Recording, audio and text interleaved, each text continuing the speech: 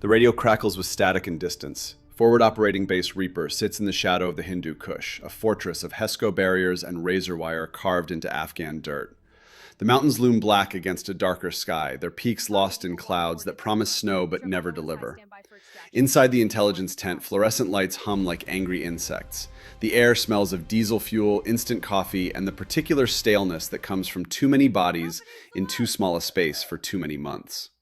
Staff Sergeant Alexis Kane sits at a workstation that's seen better wars, her fingers moving across a keyboard with the quiet precision of someone who doesn't need to look. 28 years old, 5'7", fit in the way that comes from discipline, not vanity. Brown hair pulled back in a regulation bun so tight it gives her headaches by the end of every shift. No makeup. No jewelry except dog tags that rest against her sternum like a secret. She wears her uniform the way other people wear camouflage, meant to disappear. Around her, the intelligence tent operates with the controlled chaos of a place that never truly sleeps. Screens flicker with satellite feeds showing terrain that looks like Mars. Encrypted communications scroll past like digital prayers to gods who don't answer. Maps of Kunar province cover every available surface, marked with red circles that represent threats and blue triangles that represent hope. The ratio of red to blue is not encouraging. The coffee is 3 hours old and tastes like betrayal mixed with diesel fuel. Nobody looks at Alexis Kane. Not really. She's furniture, background noise, the intelligence clerk, the one who updates databases and files reports that other people will take credit for during briefings with colonels who've never been outside the wire. To the 2,400 soldiers on this base, she's practically invisible. Just another support specialist doing paperwork while the real operators go out and do the real work. She prefers it that way. Invisibility is a skill she's spent years perfecting. The tent flap opens, letting in a blast of cold air that makes the papers on nearby desks flutter like trapped birds. Major Thomas Garrett enters with the weight of command on his shoulders, and something heavier behind his eyes. 46 years old, Delta Force veteran with 23 years of service etched into the lines around his mouth and the permanent squint from too many hours staring at desert horizons. His uniform is immaculate, despite the dust that coats everything in Afghanistan like a second skin. He carries himself like a man who's seen what happens when you make the wrong call, who's made the wrong call, who lives with it every single day. 3 years ago, he made a wrong call. His daughter, Lieutenant Amy Garrett, died in Kandahar. 24 years old, logistics officer, IED, hidden in a culvert on a route that intelligence had cleared as safe. The kind of death that comes too fast for goodbyes. Too fast for anything except the finality of a flag-draped coffin and a cemetery plot at Arlington. He hasn't forgiven himself, probably never will. Every time he looks at a female soldier under his command, he sees Amy. Sees what he failed to protect. Garrett glances at Alexis, a polite nod, nothing more. She's competent, he thinks, does her job, stays quiet, files reports on time, never complains. Exactly what you want from support staff. Exactly the kind of soldier who makes a FOB function but never gets noticed. Behind him comes Captain Derek Brennan, 35 years old, 75th Ranger Regiment. Tab on his shoulder like a badge of honor he earned the hard way. He's the kind of officer who tells war stories at the dining facility and always ends up the hero. Cocky, loud, the type who confuses confidence with competence and mistakes volume for authority. 6 years ago, a female intelligence analyst gave Brennan bad coordinates. Fresh out of training, 23 years old, overconfident. She told him the compound was clear. It wasn't. 4 of his rangers died in the ambush that followed. 4 men with families and futures and names that Brennan says in his head every morning when he wakes up. He's never forgotten, never forgiven. And he's made damn sure every female analyst since knows exactly what he thinks of them. Knows exactly how much he doesn't trust them. Knows exactly how little their assessments mean to him. Brennan sees Alexis at her workstation and smirks. Doesn't even try to hide it. Just another intel clerk.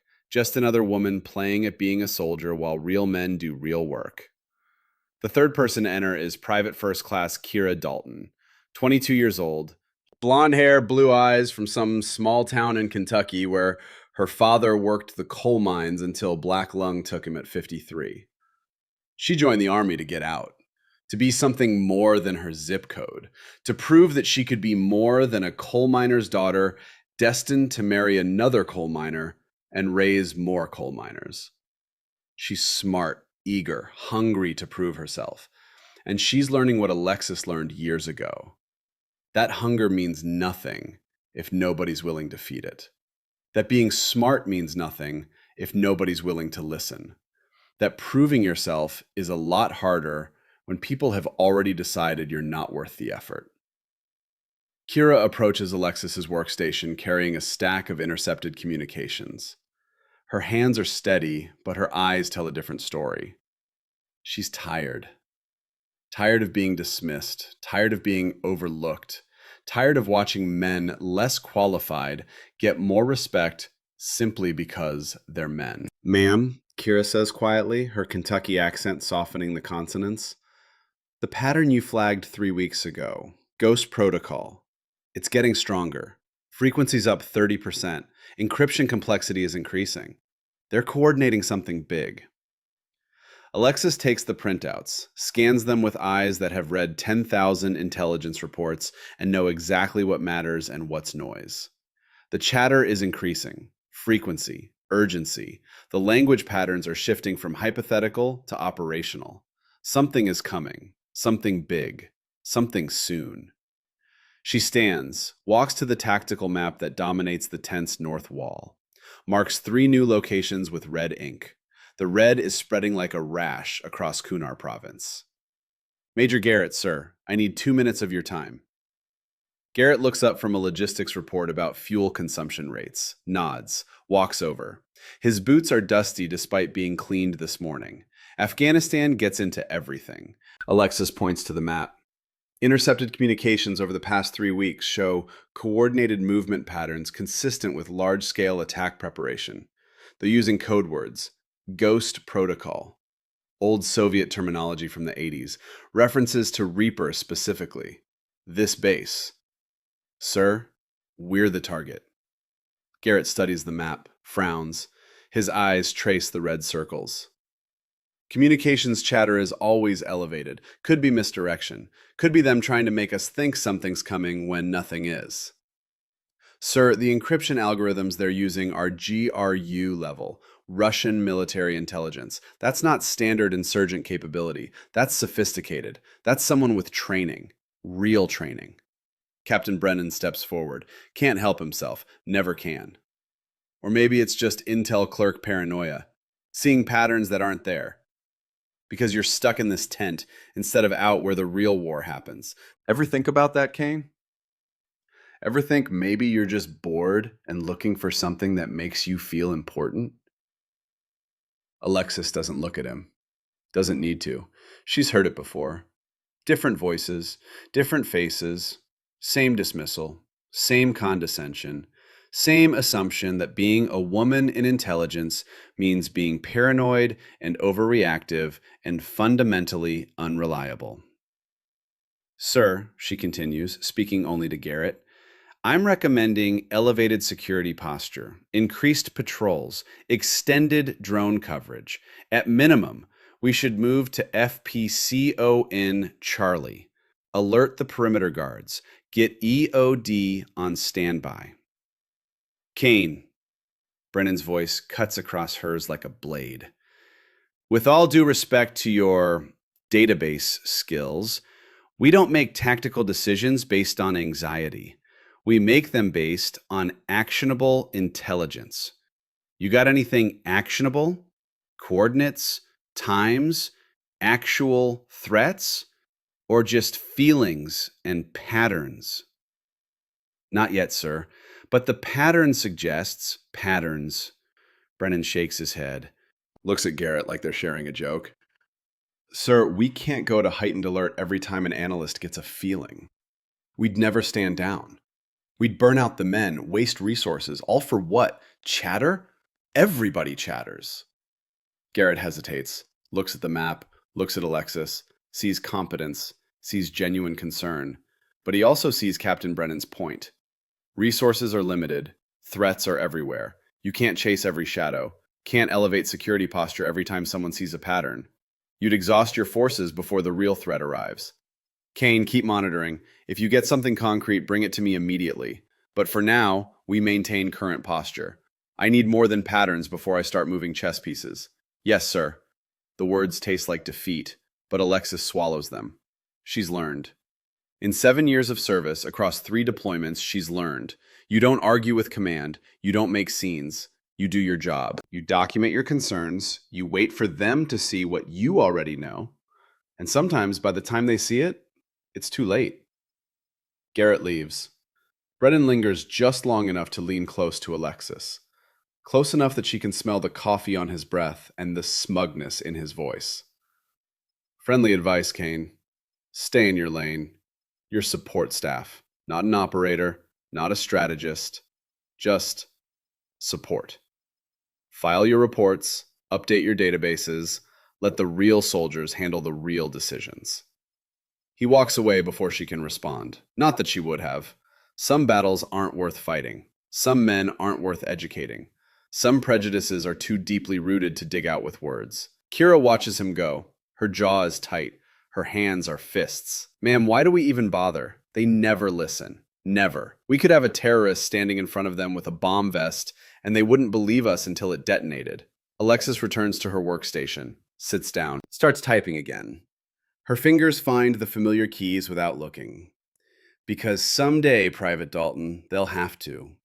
Someday the pattern will become a reality and they won't have time to ignore us. That's when being right matters. That's when our job actually counts. And if people die before that happens, then we live with it. Like everyone else who tried to warn people who wouldn't listen. The hours crawl past like wounded things. Alexis works through the night, cross-referencing signals intelligence with human intelligence, tracking communication patterns across multiple networks, building a picture that nobody wants to see. She's done this before, in other places, for other commands, in rooms that don't exist on maps. She knows how to read the silence between words, how to see the shape of violence before it arrives, how to recognize when something bad is moving from planning to execution. At 0200 hours, she isolates a new intercept, encrypted. But she's seen the encryption before, knows the signature. Her fingers fly across the keyboard. Breaking the code isn't hard when you know the key, and Alexis Kane knows keys that most analysts have never heard of. Keys that are classified above the level that her personnel file suggests she has access to. The message decrypts. Russian text scrolls across her screen in Cyrillic characters that she reads as easily as English. Reaper will burn. The old codes will fail them. By dawn, the ghost returns to collect his debt. Her blood goes cold, but her hands stay warm, stay steady. Professional discipline overriding personal fear. She saves the intercept, flags it, adds it to the file she's been building, starts to stand. The alarm shatters the night. Not the perimeter alarm, not the mortar alarm, the alarm that means something worse, something final. The base-wide emergency klaxon that means everyone needs to move right now because death is coming. She's running before her conscious mind catches up, through the tent flap, into the Afghan night. The base is chaos. Soldiers pouring from barracks in various states of dress, officers shouting, vehicles starting, the controlled panic of a military installation that's just discovered it's about to die. Alexis sprints toward the command center. Her boots pound dirt. Her heart pounds harder. She knows. Before anyone tells her. Before the briefing. Before the official word. She knows. Ghost Protocol isn't coming. It's already here. The command tent is 20 soldiers trying to occupy space meant for 10. Major Garrett stands at the center like the eye of a storm.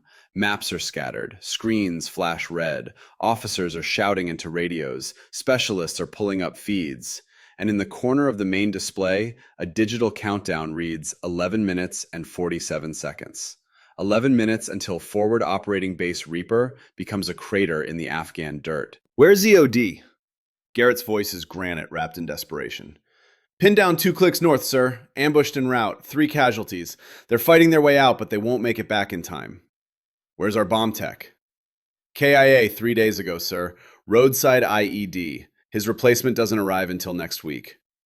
Garrett's hands become fists. Around him, the best the United States Army has to offer are doing everything they can. Intelligence officers are pulling files. Communications specialists are trying to contact higher command. Drone operators are repositioning assets. Everyone is moving with purpose. But all the technology, all the training, all the preparation means nothing against the device that's counting down beneath their feet.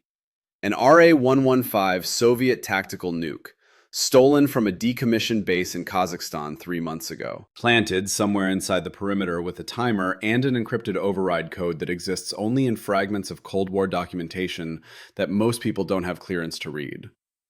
Captain Brennan stands near the tactical display. For once, he's not talking. His face has the pale quality of a man realizing that arrogance doesn't stop nuclear fission, that confidence doesn't disarm bombs, that all his years of experience mean nothing in the face of Soviet engineering from 40 years ago. "We need Soviet disarm protocols," he says finally. His voice is smaller than usual. "That intel is buried. Black Ops only. Tier 1 clearance.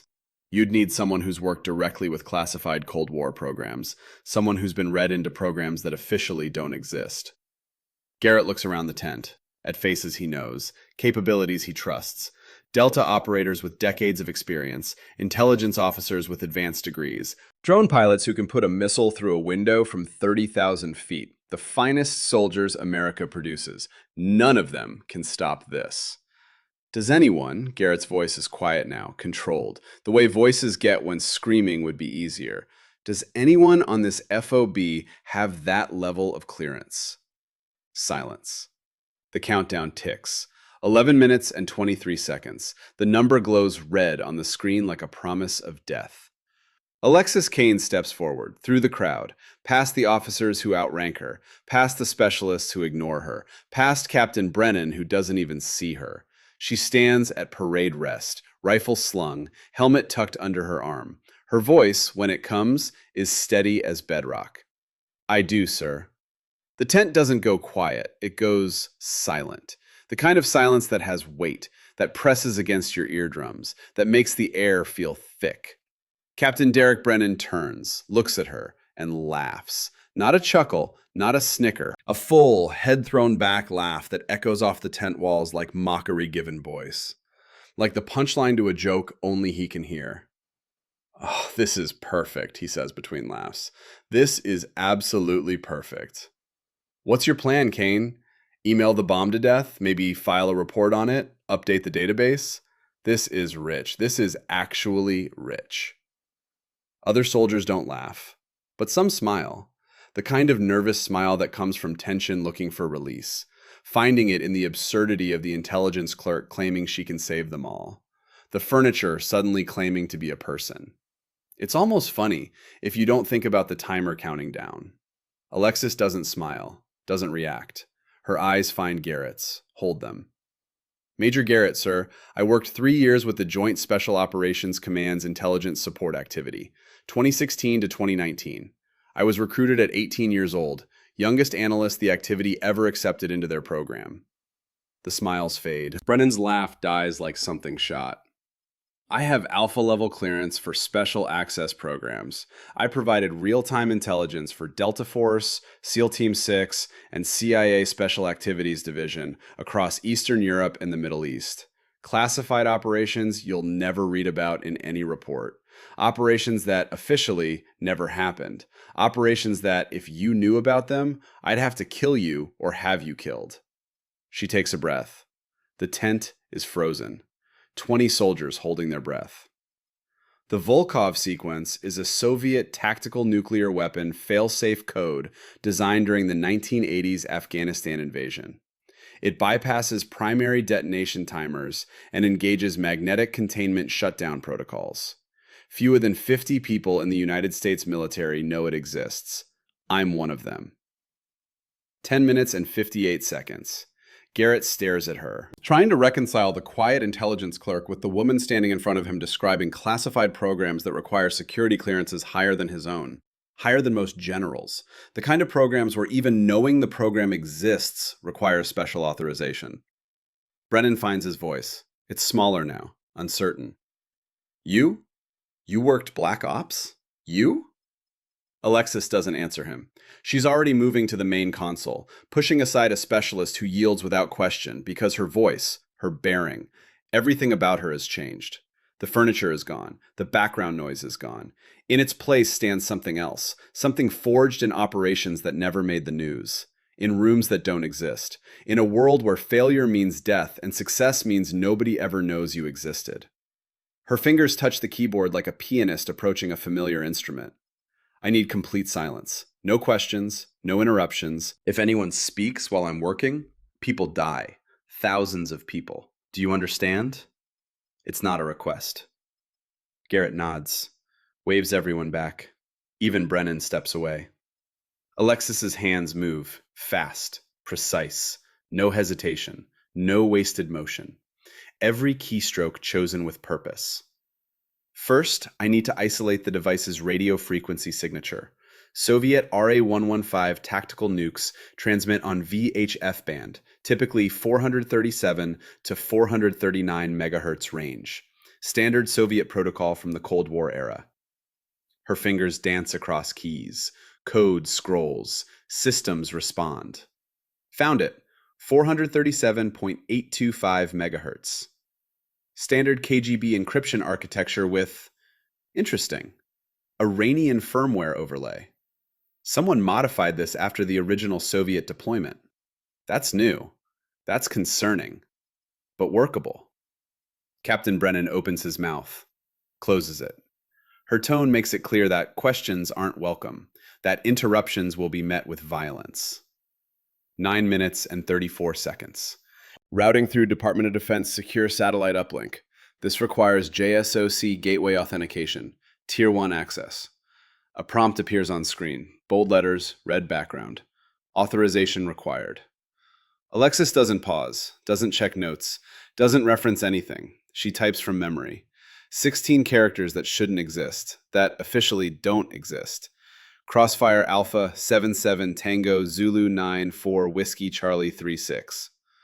The system processes. For 3 seconds that feel like 3 hours, nothing happens. The cursor blinks. The timer counts down. Everyone watches. Then the screen changes. Authentication verified. Special access program. Crossfire authorized. Awaiting command. Major Garrett whispers. Can't help himself. That's a Tier 1 gateway. You need special presidential authorization for that. You need... I know what I need, sir. Alexis's voice is ice and iron. Because I have it. Because I earned it. Because 3 years of my life were spent earning credentials you didn't know existed. Now please, shut up. Her mind fractures for just a moment.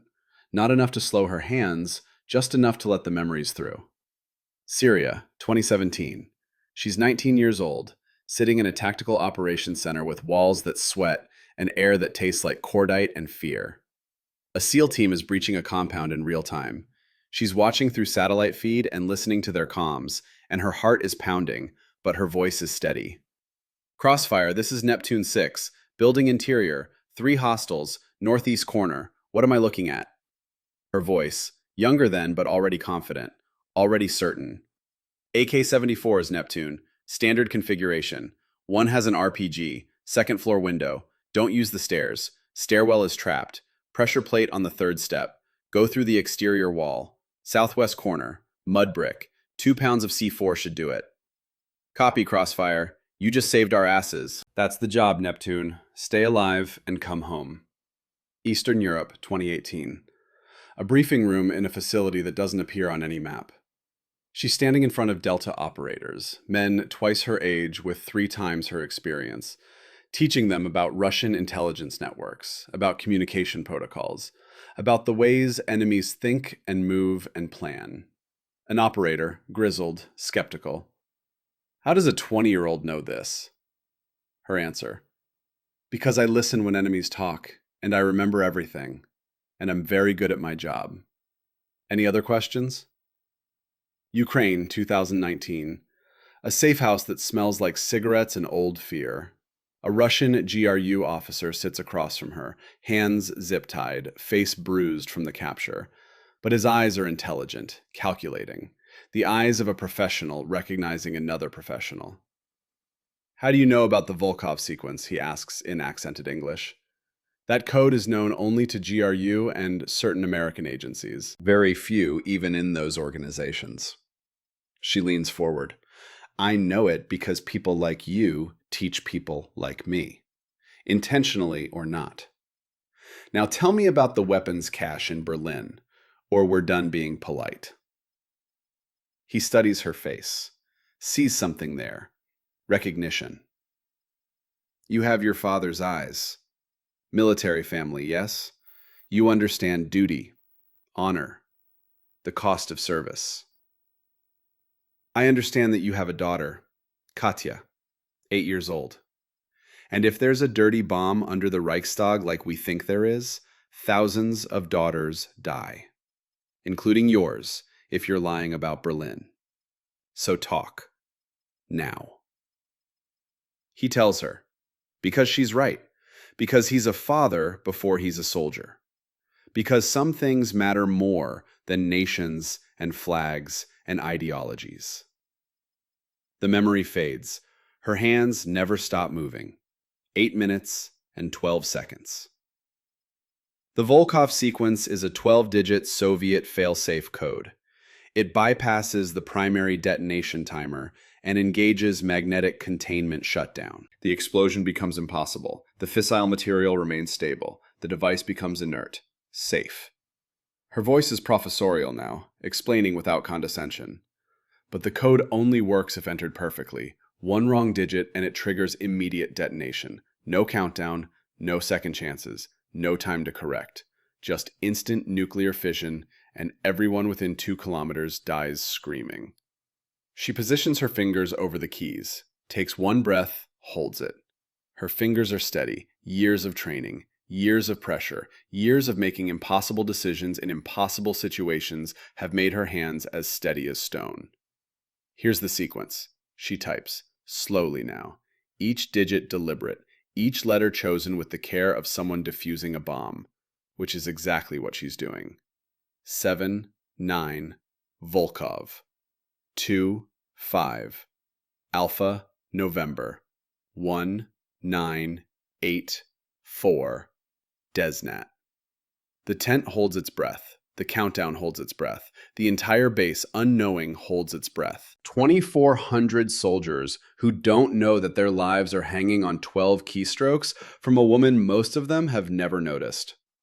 The screen processes, thinking, calculating, deciding whether 2,400 American soldiers live or die. The timer freezes. 000812. The screen changes. Volkov. Sequence accepted. Magnetic containment engaged. Device neutralized. Threat eliminated. For one perfect moment, nothing happens. The words sit on the screen like they're not sure they're real, like they might be lying. Then the tent explodes. Not literally, but with sound, with relief, with the kind of joy that only comes from a death sentence commuted at the last possible second. From staring into the void and having the void blink first. Soldiers are shouting, hugging. Some are crying and trying not to show it. Major Garrett drops into his chair like his strings have been cut. His face is in his hands. His shoulders shake.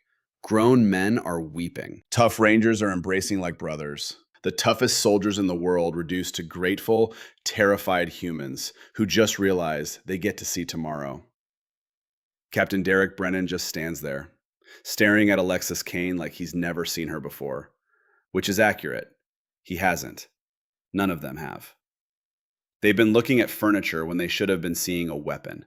Alexis closes the terminal, wipes her access logs, removes her credentials. The careful housekeeping of someone who operates in shadows. Someone who's been trained to leave no trace. Then she slings her rifle, picks up her helmet, and turns toward the exit. Like it's just another Tuesday. Like she didn't just save 2,400 lives. Like this is normal for her. Which, in a way, it is. The radio crackles, emergency frequency. The voice is breathless, panicked, young. Command, this is Overwatch 2. We have a situation. Secondary device detected at the fuel depot. It's wired to a remote dead man's trigger. The insurgent leader has it on his person. If his heart stops, the device detonates. If we shoot him, we all die. The celebration dies like it was never born. Our rangers have him surrounded, but we can't breach without triggering the failsafe. He's barricaded in the northwest bunker, armed, body armor, and that cardiac monitor on his chest.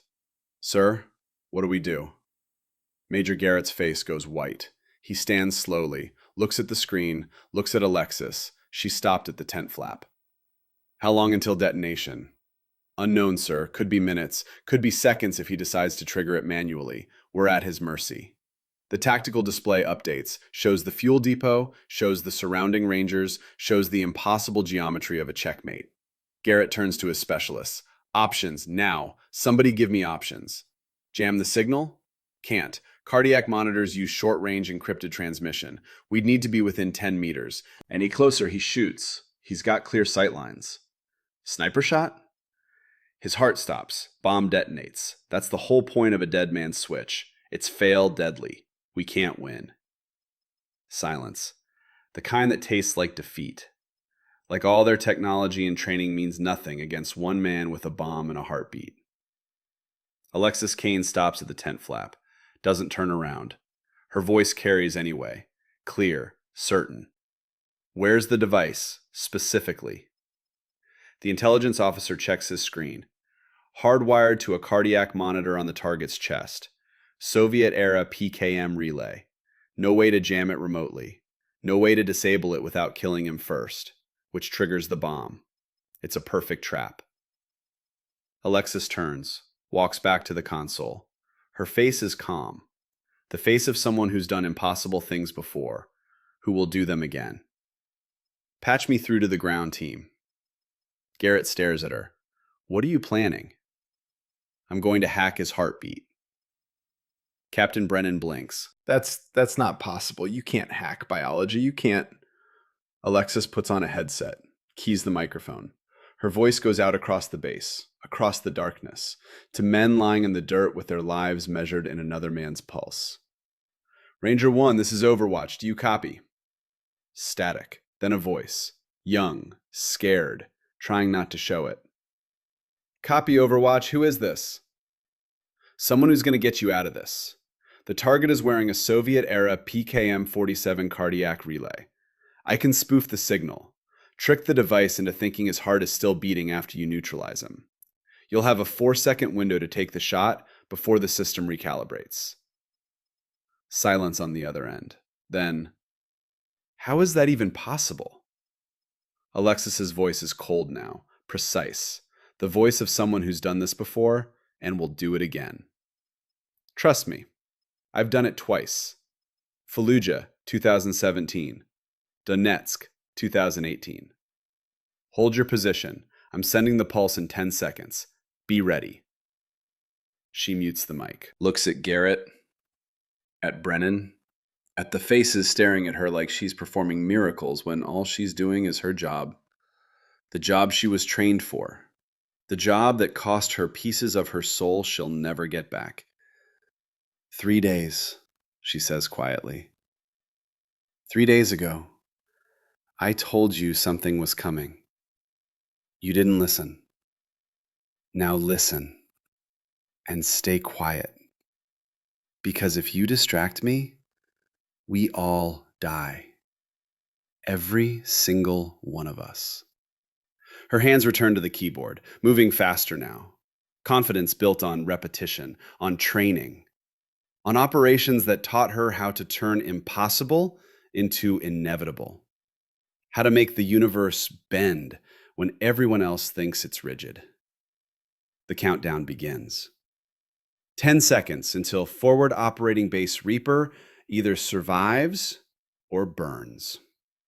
And in the silence of that tent, 20 soldiers watch a 28-year-old staff sergeant named Alexis Kane save them all. Again. Alexis Kane's fingers move across the keyboard like a surgeon's hands inside a chest cavity. Every movement matters. Every keystroke could be the difference between life and death for 8 Rangers lying in the dirt with their weapons trained on a man who holds their lives in his heartbeat. The command tent watches in silence, the kind of silence that comes from reverence mixed with fear. Major Garrett stands behind her, close enough to see the screen, but far enough not to crowd. Close enough to feel the heat coming off the equipment. Captain Brennan has moved to the side, his arrogance replaced by something that looks almost like humility, almost like shame, almost like recognition that he's been catastrophically wrong about this woman for months. PKM 47 cardiac relay, Alexis says, her voice steady and clinical. Soviet design from the 80s. Transmits on 433.92 megahertz. Digital pulse modulator that reports heartbeat data every 0.8 seconds. I need to create a false loop. Replicate his exact heart rate and respiratory rhythm. Make the device think it's still connected to a living human when it's actually receiving synthesized data. Her screen splits into multiple feeds. Thermal imaging from a drone overhead showing heat signatures. Real-time biometric data pulled from sensors that shouldn't be able to reach that far. Communications intercepts showing the target's last known transmissions. She's building a complete picture of a man she's never met, but needs to know intimately for the next 60 seconds. Target's baseline is 72 beats per minute, she continues. Her tone is the tone of someone reading a grocery list. Calm, factual, professional. Respiratory rate, 14 breaths per minute. Stress elevated, but consistent. No arrhythmia, no irregular patterns. Good. That makes this easier. Harder to spoof an irregular heartbeat. Garrett leans forward. Kane, how do you know all this? How do you know how to hack a cardiac monitor? She doesn't look away from the screen. Her hands keep moving. Because in Fallujah, I didn't know it. And a Marine died while I figured it out. His name was Corporal Davis, 26 years old, 2 kids and a wife in North Carolina. I don't make the same mistake twice, sir. Ever. The words hang in the air like confession, like prayer, like penance. On the thermal feed, the Rangers are visible as bright shapes against cold ground. 8 men surrounding a bunker, weapons trained, waiting, knowing that any second could be their last. In the center of the bunker, another heat signature. The man with a bomb strapped to his chest and death wired to his heart. The man who holds 2,400 lives in his pulse. Alexis pulls up a secondary program. Code scrolls past faster than most people can read. She can read it.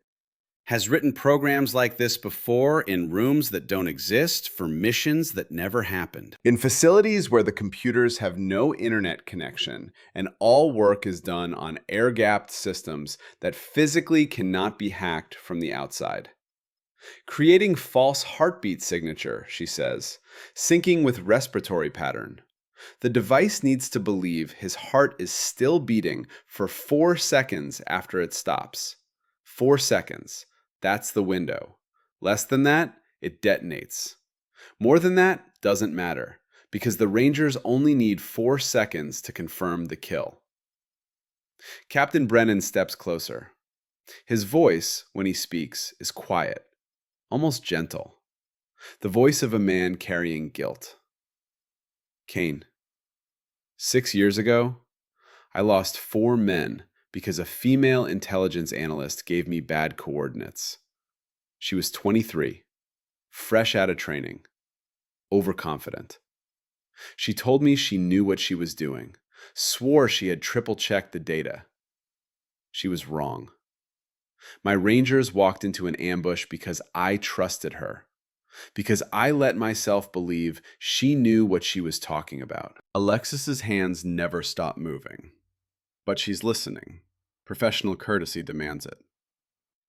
I swore after that, Brennan continues, that I'd never trust another female analyst, that I'd never let that happen again. I spent 6 years being an asshole to every woman in intelligence, treating them like they're incompetent before they even open their mouths, making their lives harder because I couldn't forgive one mistake that got my men killed. He pauses, takes a breath. You're nothing like her, Kane. Nothing. I was wrong to compare you. I was wrong about everything. Wrong to prejudge, wrong to dismiss, wrong to treat you like you were invisible. And after this, after you save those Rangers, I'll spend the next 6 years making up for it. I promise you that. Alexis glances at him. Just a glance. 1 second. But in that second, something passes between them. Understanding.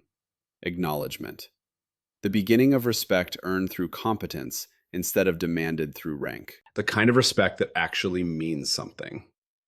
Captain Brennan, she says, returning her eyes to the screen, I need absolute quiet for the next 2 minutes. You can apologize properly later. Right now, shut up and let me work. Your guilt doesn't help those Rangers. My focus does.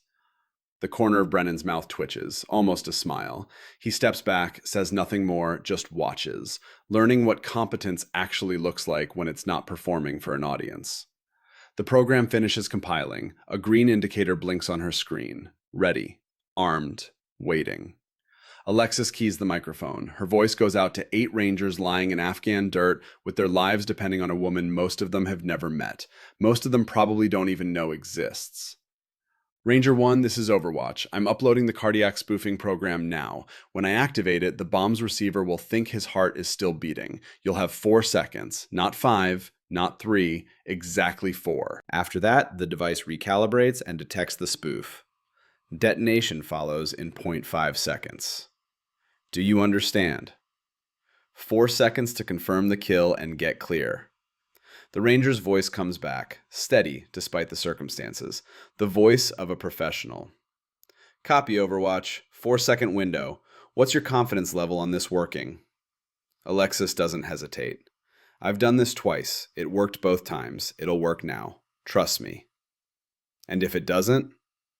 Then we won't have time to regret it. The explosion will be instant, but it will work. I promise you that. Now stand by. She mutes the mic, looks at the countdown timer she's created, at the biometric data streaming from the target, at the thermal signatures showing positions. Everything is aligned. Everything is ready. All that's left is execution. Her mind flashes back. Not now. Not when she needs focus. But the memories come anyway. Unbidden, unwelcome, unavoidable. Fallujah, 2017. She's 19 years old, and she's just watched a Marine die because she was 30 seconds too slow cracking a cardiac relay code. The device was similar, but different. Different frequency, different protocol, and she couldn't adapt fast enough. Corporal Davis died screaming her name over the radio. Died begging her to hurry. Died knowing that help was right there, but just out of reach. She remembers his face on the casualty report. 26 years old, married, 2 daughters, 3 and 5. Their names were Emma and Sophia. She looked them up, memorized their faces, because that's what you do when your mistake kills someone. You remember. You carry it.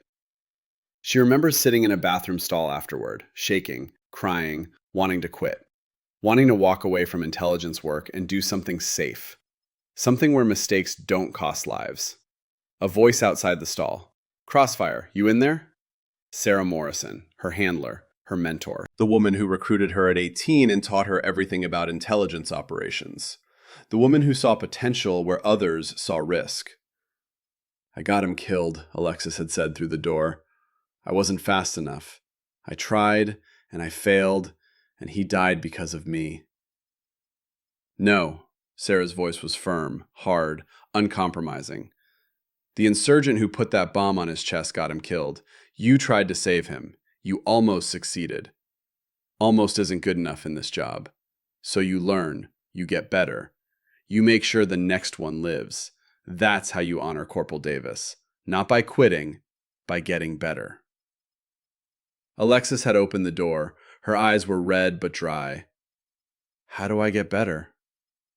By doing it again and again, until you can do it in your sleep, until you can do it when you're scared, until you can do it when everyone's watching and everything's on the line, until failure isn't an option because you've trained it out of existence. Donetsk, 2018, Eastern Ukraine. A similar situation, but this time she's ready. This time she's faster. This time when she activates the spoof and gives the go signal, the shot is clean and the bomb stays inert and everyone lives. 8 Ukrainian soldiers who go home to their families because a 19-year-old American analyst decided to get better instead of quit. Afterward, a Delta operator had approached her. "That was impressive, Crossfire." "It's just code," she'd said. "No, it's something else. It's giving a damn when quitting would be easier. That's rarer than you think. Most people quit. You didn't. That matters." The memory fades. Her hands are steady on the keyboard. The countdown reaches 0. "Activating cardiac spoofing program now," she says into the mic. "Program active. Signal stable. Rangers, your window opens on my mark. 3, 2, 1, execute." The sound of 3 gunshots reaches the command tent through the radio. Sharp. Final. The sound of a problem being solved with lead and powder. The sound of Rangers doing what Rangers do. Silence. 4 seconds of silence that feel like 4 years. 4 seconds where the entire tent holds its breath. 4 seconds where 2,400 lives hang in the balance. Then the Ranger's voice, breathless, disbelieving, almost laughing. "Target down. Device reading stable. Holy shit, it's stable. Bomb squad moving in now.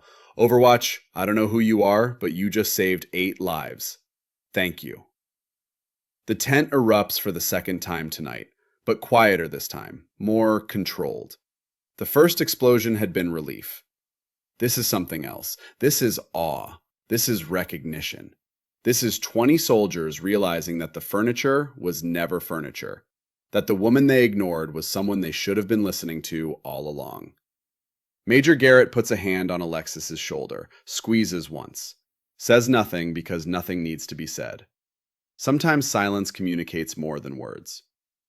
Alexis removes the headset, closes the program, wipes her access logs again. She's about to stand when Kira Dalton bursts through the tent flap. The young private's face is flushed, her eyes are wide. She's been running, hard. "Ma'am," Kira says, breathless, "I decoded the intercepts, the Ghost Protocol communications you flagged 3 weeks ago. I found the pattern. I know what they're planning." Alexis stands. "Show me." Kira spreads papers across the nearest table. Coordinates, communications logs, frequency analysis, signal strength measurements, direction finding data, the kind of work that takes hours of patient, meticulous effort. The kind of work that Alexis has been teaching her. The kind of work that separates competent analysts from excellent ones. "It's not just about the bombs," Kira says, pointing to the data. Her finger traces patterns. "The bombs were phase 1, distraction, pin us down, make us focus internally. There's a phase 2, mortar strike, 120mm mortars positioned in Dara Nur village, 8 kilometers north. Sufficient range to hit our fuel depot. Enough shells to level this base 3 times over." Garrett moves closer, studies the data. His face goes from relieved to grim in the span of a heartbeat. "If they hit the fuel depot with mortars," he says slowly, "the entire base goes up. All the fuel, all the ammunition stored nearby, the cascading explosions, the blast would be catastrophic," Alexis finishes. She's already doing the math in her head, running simulations, calculating casualties. 2,400 personnel. Maybe 200 survive if they're lucky, and far enough away when it starts. Most won't be. Most will die in the initial blast, or the secondary explosions, or the fires that follow. Brennan looks at the coordinates. Understanding dawns. The bombs were never meant to destroy the base alone. They were meant to distract us, pin us down, keep us focused internally while they set up for the real attack. We'd be celebrating survival right when the mortars hit. We'd be grouped up, vulnerable. It's brilliant, actually. Terrible, but brilliant. Alexis nods. Exactly. This was always a 2-stage operation. The bombs draw our attention, use up our resources, force us to commit our EOD teams and bomb squad, and while we're celebrating survival, while we're patting ourselves on the back, they hit us when we're most vulnerable, when we think we've won. Garrett's hand goes to his radio. "I'm calling in air support. Get drones over Dara Nur. Find those mortar positions. Paint the targets. I want every available asset." "Sir," Alexis says quietly. Interrupting a major is usually career suicide, but nothing about tonight is usual. There's something else. Listen. The emergency frequency crackles to life. Not an American voice this time. The accent is Russian, educated, Moscow, not provincial. The English is perfect, but carries the weight of another language underneath. The cadence of someone thinking in Cyrillic and translating in real time. Impressive work, Alexis Kane. The tent goes silent. Alexis goes still. Her face doesn't change, but something happens behind her eyes. Recognition. Memory. Something older and deeper than this night. Something personal. The voice continues. Or should I call you by your old designation? Crossfire. Yes, I think Crossfire is more appropriate, more honest, more accurate for who you really are. Major Garrett looks at Alexis. Who is that? How does he know your name? She keys the microphone. Her voice is ice over steel. Dmitri. Ah, so you do remember me. I'm touched. Though, I suppose one doesn't forget the person who destroyed one's entire life. That tends to stick in the memory. Garrett waves frantically to the communications specialists. Track this, trace the signal, find him, triangulate, get me a location. They're already moving, already working, hands flying over keyboards. But Alexis knows it won't matter. Dmitry Volkov wasn't GRU for 20 years without learning how to hide, without learning how to bounce signals and use relays and make himself untraceable. For those listening, Dmitry continues, his voice almost pleasant, let me introduce myself. My name is Dmitry Volkov, former captain in Russian military intelligence, the GRU. And 7 years ago, in a safe house in Lviv, Ukraine, your Staff Sergeant Kane captured me during a CIA operation. She was quite good at her job even then. Brennan looks at Alexis. His face shows shock. You captured a GRU officer? You personally? She doesn't answer, keeps her eyes on the radio, waiting. She was 21 years old, Dmitry says. Can you imagine? 21. Barely old enough to drink in your country. And she planned and executed an operation that resulted in my capture, the seizure of tactical nuclear weapons, and the prevention of a terrorist attack in Berlin that would have killed 40,000 people. 40,000. She saved all those lives, and nobody ever knew her name. That's the intelligence business for you. Garrett's face is a mixture of shock and something else. Pride, maybe, or reassurance that his instincts about Kane were right, even if he didn't know the full story. Is that true? Alexis nods once, short, sharp, doesn't elaborate. Operational security still matters, even when the operation is 7 years old. But here's the interesting part, Dmitry continues. She spared my life. I had information she needed about a dirty bomb in Berlin, about a network planning attacks across Western Europe, and she made a deal. My intelligence for a reduced sentence. She showed me mercy, compassion, very American, very naive, very unlike the intelligence professional she was supposed to be. I made a tactical decision, Alexis says into the mic. Her voice is flat, emotionless. Based on the intelligence value you represented, nothing more.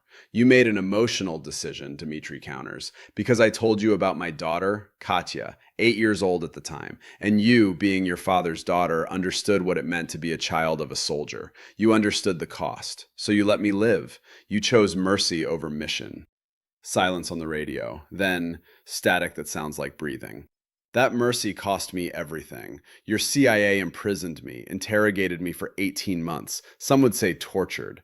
When they were done, they disavowed me, told Moscow I was a traitor who sold secrets. The GRU wanted me dead, my own service, my brothers. So I had nothing, no country, no career, no honor. Because of your mercy, Alexis Kane, I lost everything that mattered. You escaped, Alexis says. Statement, not question. 8 months ago. From a black site in Poland that officially doesn't exist. I've been planning this night ever since. The moment I heard that Crossfire had requested a transfer to a combat zone, that she was hiding as a simple intelligence analyst at Forward Operating Base Reaper, I knew. I knew you wanted normal, wanted to forget what you really are, wanted to pretend you were just another soldier doing a simple job. So I'm here to remind you, to strip away the disguise, to show everyone who you really are. The communications specialist looks up at Garrett, shakes his head. Signal bouncing through too many relays, multiple countries, impossible to pinpoint. Could be anywhere within 1,000 kilometers. Could be in Pakistan, could be in Iran, Could be in the village 8 kilometers away. The body your soldiers found, Dmitri says. The one you thought was me? That was my cousin, Mikhail. He volunteered for family honor, for revenge, for the chance to hurt the people who hurt me. I'm very much alive, Crossfire, and I'm 8 kilometers north of your position with 40 well-trained fighters and enough 120mm mortars to turn your precious FOB into a smoking crater, into a tomb for 2,000 soldiers. Alexis's jaw tightens, but her voice stays calm, professional. Dmitri, this doesn't have to happen. You got what you wanted. You forced me to reveal myself. My cover is blown. Everyone here knows what I am now. Walk away. Disappear. Live whatever life you can build. Dmitri laughs, not cruel, almost sad. The laugh of a man who's lost everything and has nothing left to lose. Walk away? After you destroyed my career, my life, my honor? After you made me a traitor to my own country? No, Crossfire. I want you to watch as I destroy everything you're trying to protect. These soldiers, this base, your attempt at redemption through anonymity, your hope for a normal life. I want you to watch it all burn. He pauses. The radio crackles with static that sounds like breathing, like anticipation. You have 30 minutes before the first mortar round, and Alexis, I know you. I studied you for 7 years in that CIA prison.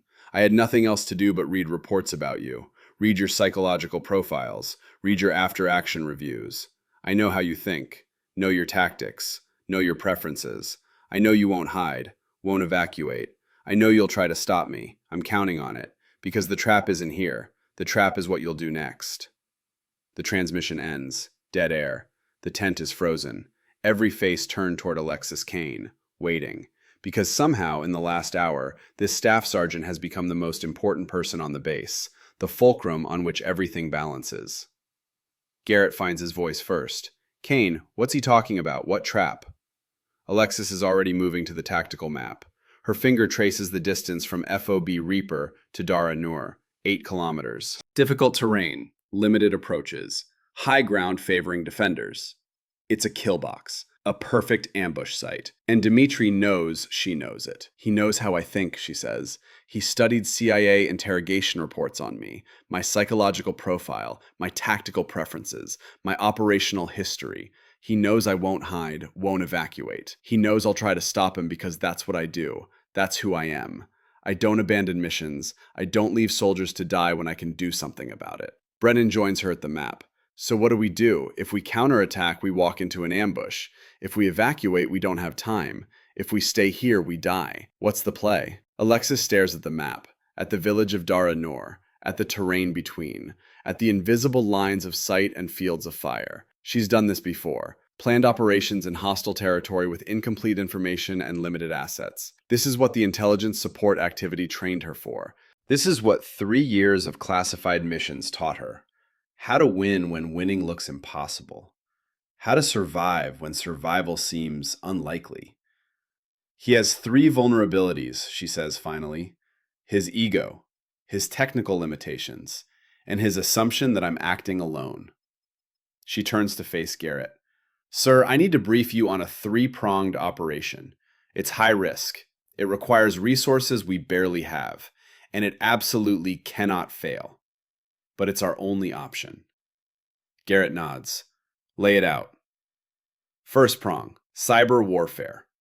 I hack into the insurgent communications network, feed them false intelligence that FOB Reaper is evacuating south, that we're abandoning the base, moving to FOB Lightning, standard evacuation protocols.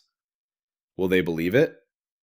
Dmitri will be skeptical, but his men will want to believe it.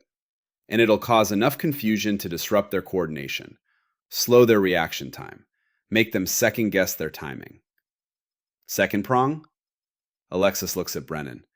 Captain Brennan, you and your Rangers simulate an evacuation convoy heading south. Vehicles, personnel, lights, radio chatter. Make it look real. Draw their scouts away from the actual mortar positions. Make them think they're winning. Brennan nods slowly, understanding dawning. A feint. Classic misdirection. Draw them out of position. Make them commit resources to tracking a threat that doesn't matter. Exactly. While they're watching you, they're not watching their flanks, not watching their perimeter, not watching for the real threat. And the third prong? Garrett asks, though from his tone, he already suspects the answer, already knows what she's about to say. I go into Dara Noor, on foot, solo infiltration. Dmitri knows our drone signatures. He'll shoot them down or move positions if he detects aerial surveillance. But one person, using terrain, moving on foot during a fake evacuation, he won't expect it. His ego won't let him believe I'd be that reckless, that bold. That's stupid. Absolutely not, Garrett says immediately, firmly. That's suicide. That's sending you alone into a nest of armed hostiles who know you're coming. It's the only way to get real-time intelligence on the mortar positions. I need eyes on to confirm locations, to laser designate targets for the A-10 Warthog that's currently on station 20 minutes out. Air support can't hit what they can't see, and they can't see through 8 kilometers of mountain terrain. Garrett shakes his head. Kane, I can't send you out there alone. I won't. It goes against every principle of command. Sir, with all due respect, you're not sending me. I'm volunteering, and I'm the only one qualified. I know Dmitri. I know how he thinks. I know his tactics, and I have the infiltration training. Most people on this base don't. I do. This is what I was trained for. The tent is quiet. Everyone knows she's right, hates that she's right, but knows it anyway. The math is simple. 1 life versus 2,400 lives. The calculus of war. Garrett's face works through emotion. Duty, responsibility, guilt, the memory of his daughter. The promise he made at her grave to never send another young woman into danger. To never be responsible for another father losing another daughter. Major Garrett, Alexis says, her voice softer now, understanding his struggle. Your daughter was a soldier. She understood risk. She chose service. So do I. This is what I trained for. This is what I'm good at. And right now, 2,400 soldiers are depending on someone doing the hard thing. Let me do the hard thing. Let me be what I was trained to be. The silence stretches. Brennan watches. Kira watches. 20 soldiers watch. A major wrestling with the hardest decision a commander can make. Finally, Garrett nods. Once. Sharp. The nod of a commander who's made a terrible decision for good reasons. 25 minutes, he says. That's all you have before those mortars are in position to fire. Brennan, get your Rangers moving. Make that convoy look real. Use every vehicle we can spare. Kane? He pauses, looks at her, really looks at her. Sees his daughter. Sees every young soldier who ever trusted him. Sees courage that looks like suicide but is actually something else. Something rarer. Something that deserves a better name than bravery. Come back alive. That's an order. Alexis nods. Yes, sir. I'll do my best. She's moving before the conversation ends. To the equipment lockers. Stripping off her combat uniform jacket. Underneath, she wears a plain long-sleeved shirt. Drab. Neutral. Nothing that screams American military. Nothing that draws the eye. Kira appears beside her. Helps her into body armor that's lighter. Designed for movement, not sustained combat. Helps her wrap a shamag scarf around her neck. Hands her a pakol hat, the flat woolen cap worn by Afghan men. Traditional, unremarkable. Ma'am, Kira says quietly, you're going to look like a local? I'm going to look like someone who isn't worth shooting at first glance. That's all I need. 3 seconds of not being identified as American. That's the difference between success and failure.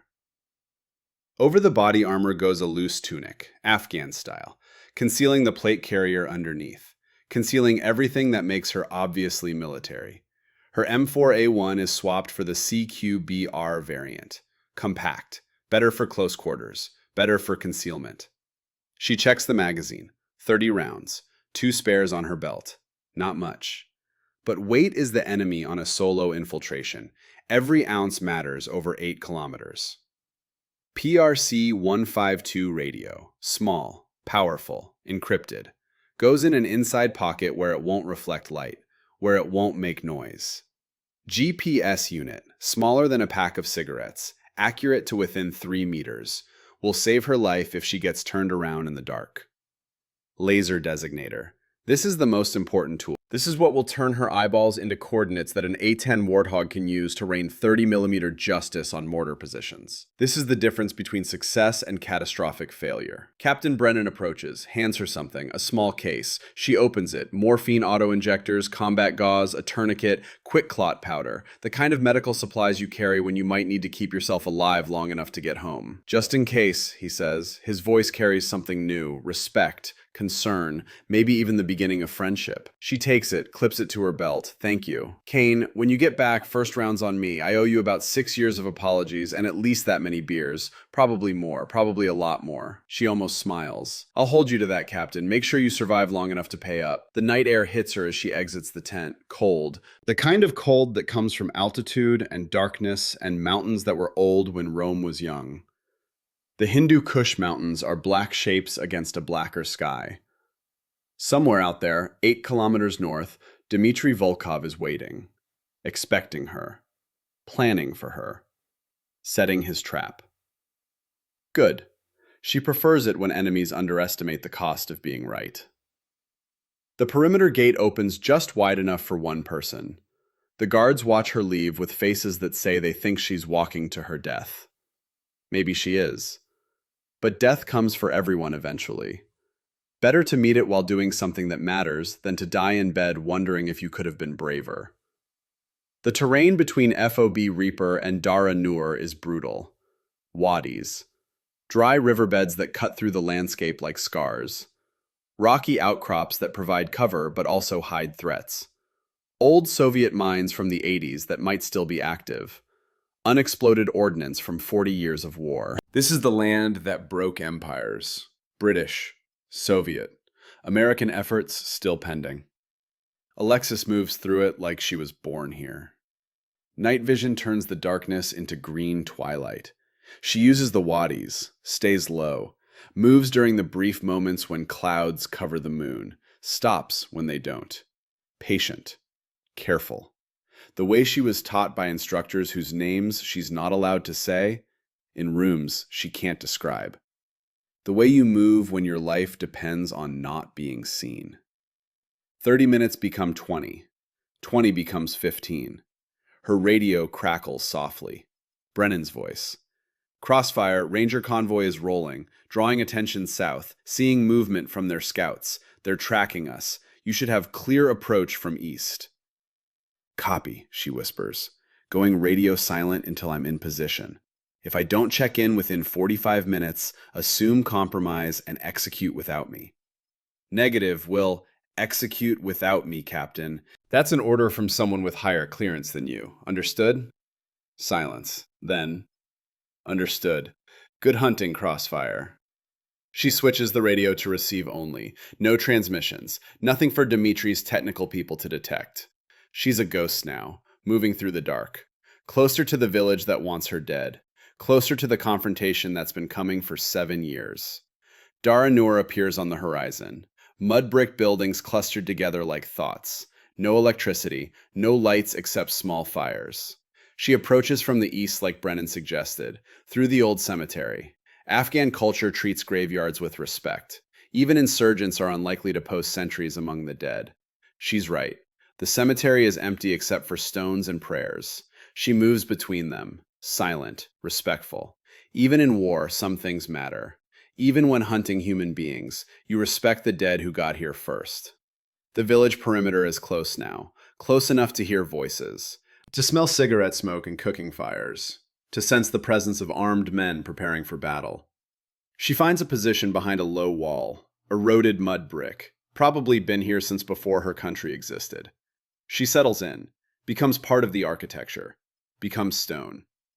Through her night vision, the village reveals itself. 4 mortar positions, 120mm tubes, Soviet vintage but well maintained. Each position has 4-man crews, ammunition stacked nearby, maybe 50 rounds per tube.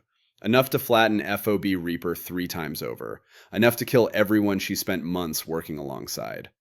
She pulls out the laser designator, begins marking targets. The laser is invisible to the naked eye but shows up clear as day through the right optics. First mortar position. GPS coordinates locked. Second. Third. Fourth. Each one marked. Each one targeted. Each one prepared for destruction. In the center of the village, there's a command tent, larger than the others. Radio antennas visible on the roof. Communications equipment. And movement inside. Shadow figures backlit by lamplight. One shadow is taller than the others, broader, moves with authority. Even from this distance, even through walls, Alexis recognizes the body language. Dmitry Volkov, former GRU captain, the man who knows her better than she wants to admit, the man whose life she spared, the man whose mercy became revenge. She keys her radio, whispers, "Overwatch, this is Crossfire. I have 4 targets designated. Stand by for coordinates."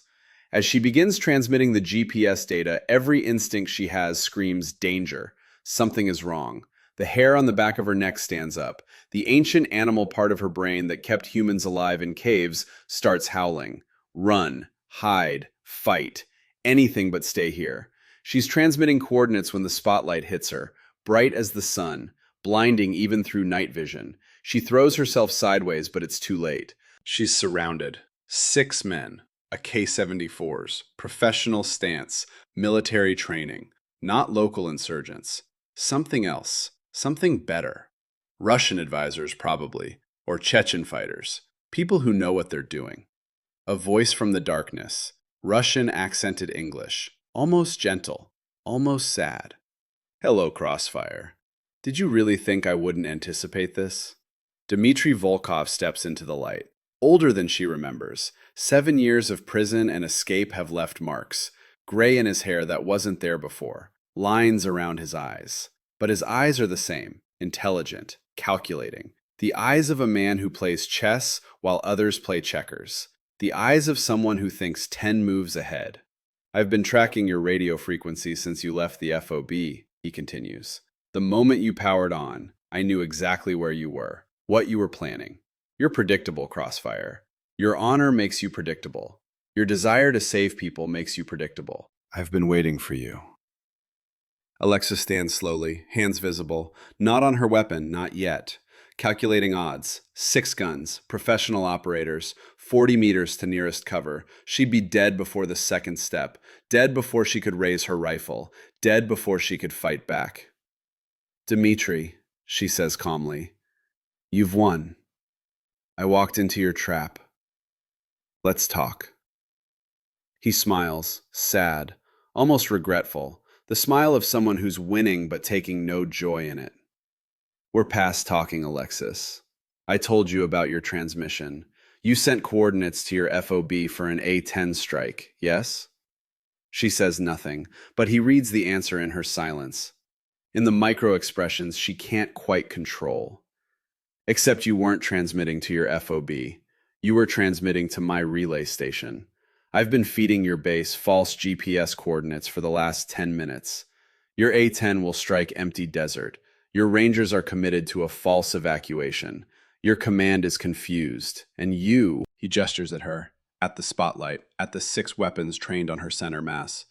"You are here, alone, surrounded, with no backup coming. Because I know you, Crossfire. I spent 7 years in a CIA black site with nothing to do but study you, read every report, every psychological profile, every after-action review. I know how you think, how you plan, how you sacrifice yourself for the mission, for the greater good, for the people you're trying to save." Alexis's mind is racing. Options, contingencies, ways out of impossible situations. The training is screaming at her, but every scenario ends the same way. With her death and FOB Reaper burning, with 2,400 soldiers dying because she walked into a trap she saw coming. Dmitry checks his watch, a casual gesture, unconcerned, the gesture of someone who's already won. "First mortar fires in 3 minutes, he says. "You'll have a perfect view of the base from here as it burns. I thought that would be poetic. Making you watch as your mercy destroys everything you tried to save. as the lives you wanted to protect turned to ash because you chose to spare one enemy 7 years ago. The radio crackles in her pocket, Brennan's voice, urgent. Crossfire, we've lost your coordinates. GPS is showing you in the middle of nowhere. What's your status? Respond. Kane, respond. Dimitri raises an eyebrow. Would you like to answer him? Tell him goodbye? Tell him you failed? That you walked into exactly the trap I set for you? Alexis looks at Dimitri, at the 6 weapons, at the impossible geometry of her situation, and she does what 3 years of black operations taught her to do when impossible becomes inevitable. What you do when losing looks certain. You change the game. She smiles. You're wrong about one thing, Dimitri. Oh? He sounds genuinely curious. What's that? You think I transmitted on standard frequency. You think you intercepted my A10 targeting request. Her smile grows. Not warm. Not friendly. The smile of someone who's been playing a different game this entire time. The smile of a chess player who's been setting up a sacrifice for the last 10 moves. I wasn't talking to the A10. The words hang in the Afghan night like bullets waiting to fall. Like the moment before thunder. Like the pause between heartbeats when everything changes. Dmitry Volkov's smile fades. Not quickly, slowly. The way ice melts under heat. The way confidence crumbles under doubt. His eyes narrow, calculating, reassessing, running through scenarios, trying to understand what he missed. What do you mean? His voice is still calm, but something underneath has shifted. Uncertainty. The first crack in 7 years of planning. The first hint that maybe he didn't think of everything. Alexis keeps her hands visible, doesn't move toward her weapon. But her voice carries the absolute confidence of someone who's already won and is just waiting for everyone else to realize it. The confidence of someone holding the winning card. You intercepted my transmission. You're right about that. But you made an assumption. You assumed I was calling in the A10 Warthog, the obvious choice, the expected choice, the choice that any normal intelligence analyst would make. She pauses, lets him think, lets him work through the implications, lets the doubt grow. But I wasn't talking to the A10. I was talking to the MQ-9 Reaper drone that's been circling at 25,000 feet for the last hour, the one using JSOC stealth protocols. The protocols I authorized before I left the FOB. The protocols you couldn't detect because they're classified above GRU access levels, above most CIA access levels. The protocols that make the drone invisible to everything except very specific sensors that cost more than most countries' defense budgets. Dimitri's face goes pale. Even in the spotlight, the color drains. His hand moves toward his radio. And those coordinates I transmitted? They weren't for the mortar positions. Alexis's smile is cold now, final. The smile of a chess player announcing checkmate. The smile of someone who's been 10 moves ahead this entire time. They were for your communications relay. The one you're standing next to right now. The one you've been using to feed false data to FOB Reaper. The one that made you feel so clever, so in control. 3 seconds of perfect silence. The kind of silence that comes before the world breaks, before everything changes, before God reaches down and rearranges reality. Then Alexis throws herself backward, hits the ground, covers her head with her arms, professional training overriding human instinct to watch. The Hellfire missile arrives like the fist of God. The communications tent doesn't explode, it vaporizes. One moment it exists, the next moment there's nothing but fire and concussive force and the sound of metal screaming. The blast wave picks up Dmitry Volkov and throws him 20 feet like a child's toy. His men scatter. The spotlight shatters. Darkness returns mixed with smoke and chaos and the screams of men who didn't expect death to arrive from above. Alexis is moving before the debris stops falling. Training takes over. Muscle memory built through hundreds of hours of close quarters combat drills. She rolls, comes up with her M4 CQBR already shouldered. The nearest insurgent is turning, disoriented by the blast, his AK-74 coming up. She fires twice. Center mass. He drops.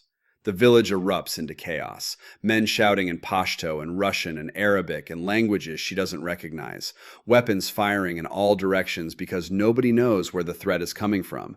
Nobody knows who's shooting. Nobody knows if they're winning or losing. The fog of war is thick, and Alexis uses it like a cloak, like camouflage, like the advantage it is. She moves through the smoke, low, fast, using the confusion as cover. Every instinct honed, every movement economical. No wasted motion, just purpose and precision. The first mortar position is 30 meters away. Four-man crew scrambling, trying to traverse the tube toward the base, trying to load rounds, trying to do anything except die in the next 10 seconds. They're professionals, but they're confused, disoriented. Their command structure just evaporated. Their leader just got thrown 20 feet. They don't know what to do. Alexis drops behind a low wall, acquires targets. The gunner first. 2 rounds. He falls across the mortar tube. The loader second. Another 2 rounds. The assistant gunner is reaching for his weapon when she puts him down. The fourth man runs. She lets him go. Not mercy. Tactics. One terrified man spreads more fear than 4 dead ones. One survivor tells stories that make the next fight easier. She pulls a thermite grenade from her kit. The kind that burns at 4,000 degrees. The kind designed to destroy equipment beyond repair. The kind that makes metal run like water. She pulls the pin, tosses it into the mortar position, into the pile of 120mm rounds stacked nearby like cordwood. She's already running when the thermite ignites the ammunition. The explosion is massive. Chain reaction. 50 mortar rounds detonating in sequence, each one setting off the next. The shockwave knocks her forward. She tucks, rolls, comes up running, ears ringing, vision blurred, but moving. Always moving, because movement is life, and stillness is death, and she learned that lesson years ago. The second mortar position is reacting now. The crew has abandoned the tube, taken defensive positions, weapons up, scanning, looking for targets, looking for the ghost that's killing them. They see her. A K-fire rips through the space she occupied 2 seconds ago. She's behind a wall now, breathing hard, thinking faster. 4 men, good positions, crossfire lanes, overlapping fields of fire, professional setup. She can't take them head on, can't win a straight fight. So she doesn't try. She pulls back, circles, uses the burning communications tent as visual cover. The smoke is thick, acrid, smells like burning plastic and electronics and something worse, something organic. She moves through it like a ghost, comes at the second mortar position from behind. From the angle they're not watching because they're focused on where she was, not where she is. The first man doesn't see her until the muzzle of her rifle is 3 feet from his head. He tries to turn. Too slow. Training versus surprise. She fires, moves. The second man is turning. She shoots him twice. The third man gets his AK up, gets a round off. It misses her by inches. Close enough to feel the supersonic crack. Close enough to feel death pass by. Her return fire doesn't miss. The fourth man is smart. Throws his weapon down, puts his hands up, surrenders. She lets him live. Keeps moving. No time to secure prisoners. No time for anything except forward momentum. 2 mortar positions destroyed. 2 remaining. And somewhere in this chaos, Dmitry Volkov is either dead or dying or planning his next move. Her radio crackles. Brennan's voice. Urgent but controlled. Professional. Crossfire, we saw the explosion. Multiple secondaries. What's your status? She keys the mic while moving, while checking corners, while maintaining awareness. Crossfire operational. 2 mortar positions destroyed. 2 remaining. Stand by for updated coordinates. Negative on A-10 support. They're Winchester. Out of ammunition from a previous engagement. They've got guns, but that's it. What's your backup plan? Alexis doesn't slow down. I am the backup plan. Keep the Rangers ready for extract. I'm painting the remaining targets now. Tell Warhawk 1 to get ready for gun runs. 30 mic only. She pulls out the laser designator again. The third mortar position is visible. Crew still trying to get organized. Still trying to figure out what's happening. Still trying to understand how one person is destroying an entire operation. She marks it. GPS lock. Transmits. Warhawk 1, do you copy? Static. Then a different voice. Female. Calm despite the circumstances. A 10 pilot who's seen worse. Crossfire, this is Warhawk 1. We read you. Receiving coordinates now. 2 targets. Mortar positions. Danger close to my location. 100 meters, maybe less. I'm the only friendly in the area. Everything else is hostile. Confirmed danger close. Confirmed 100 meters. Coming in hot. 30 seconds. Alexis runs. Away from the targets. Toward the village perimeter. The A-10 Warthog might be out of Mavericks and bombs, but it still has one thing. The one thing that makes it the most feared aircraft in close air support. The GA-U-8 Avenger. 7-barrel rotary cannon. 30mm rounds. Depleted uranium penetrators. Rate of fire, 4,000 rounds per minute. The sound alone is enough to break morale. The reality is enough to break everything else. The sound it makes is not a sound. It's a physical force, a mechanical scream that vibrates in your chest and shakes the earth and makes your teeth rattle. The third mortar position ceases to exist.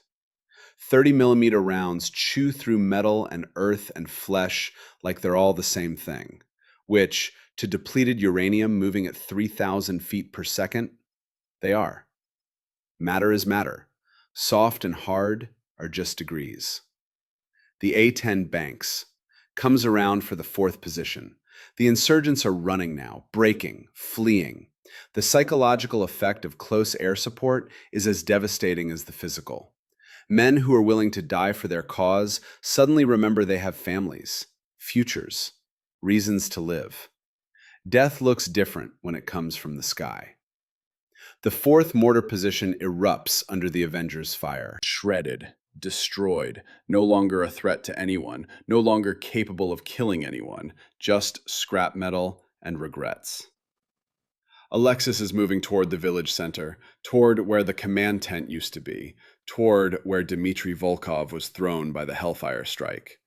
She needs to know, needs to confirm. Dead or alive, she needs to see, needs to close the loop, needs to end this. The crater where the communications tent stood is still smoking. Debris scattered in a perfect circle, electronics reduced to slag. The relay equipment that was feeding false data to FOB Reaper is now constituent atoms looking for new arrangements. And against a wall, propped up like a broken doll, is Dmitry Volkov. He's alive. Barely. His left arm is bent wrong, compound fracture visible through torn sleeve, bone showing white against blood. His face is covered in blood from a scalp wound. Head wounds bleed a lot, even when they're not serious. This one looks serious. Shrapnel has torn his tactical vest in 3 places, but his eyes are open, conscious, aware, looking at her with something that might be respect. Alexis approaches, M4 trained on him, not taking chances, not assuming. But he's not reaching for weapons, isn't capable of reaching for much of anything. His good hand is pressed against his side, blood seeping between fingers. Lot of blood, too much blood. She kneels beside him, keeps the rifle ready. You're alive. He coughs, blood on his lips, internal injuries. Probably dying, probably knows it. You win again. Always so capable. Just like in Lviv. Just like always. Lviv was different. You had something I needed.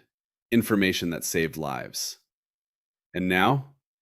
Another cough. More blood. Getting worse. What do I have now? Alexis studies his face, sees pain, sees defeat, but also something else.